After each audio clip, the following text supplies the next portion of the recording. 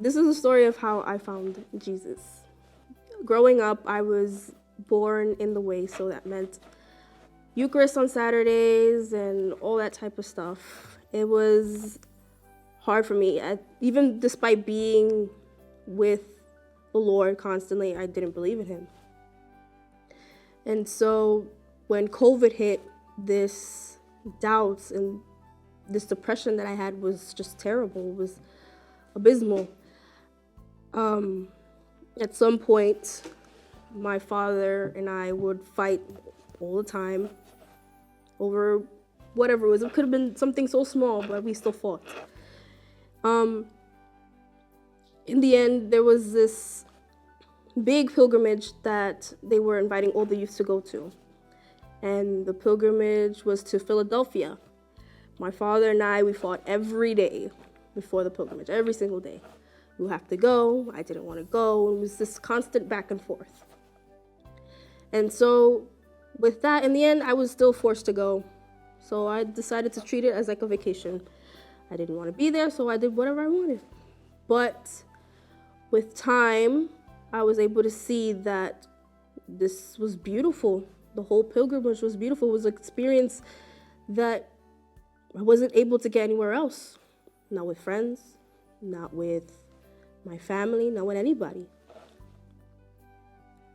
And so one day during the pilgrimage, I had this feeling of just to read the Bible, because on my mind was this question of, what's my vocation? What was I sent down here for? Throughout the whole pilgrimage, they kept asking everyone, we're here to help you find your vocation. What is your vocation? And with that, I wasn't able to know. I didn't know. I was in this limbo of, I don't know what I want.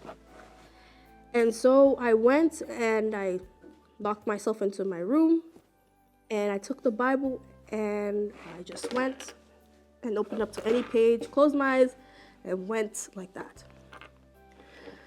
When I looked and I read that reading, I don't remember much of it, but I do remember the most important part, which said, go and announce the good word.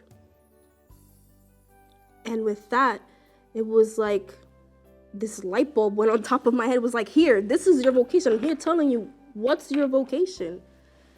And I was like, how can you send me, who can't love myself nor love the others, and especially during this time of confusion where I didn't even love you, how am I supposed to go and announce your good word?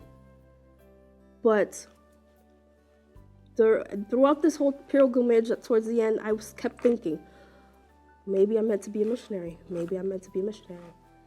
And in this meeting with Kiko, I had this feeling of to get up, to run towards Kiko and say, this is my vocation. This is what the Lord has sent me to be here for. And so there was a little issue where I told my mother that I wanted to go.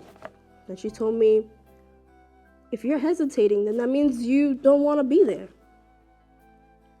And with that, I was stuck there going around in circles until I met my friend and I told her the same thing. And I was like, my mother told me that if I'm hesitating, then it's not meant for me.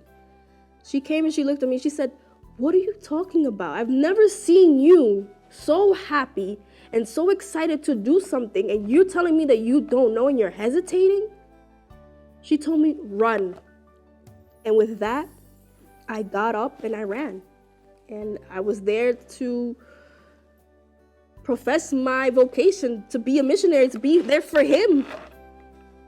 And so the message that I'm trying to say to you all is that you have to, even when you don't love yourself, love the Lord, because he will grant you peace within yourself.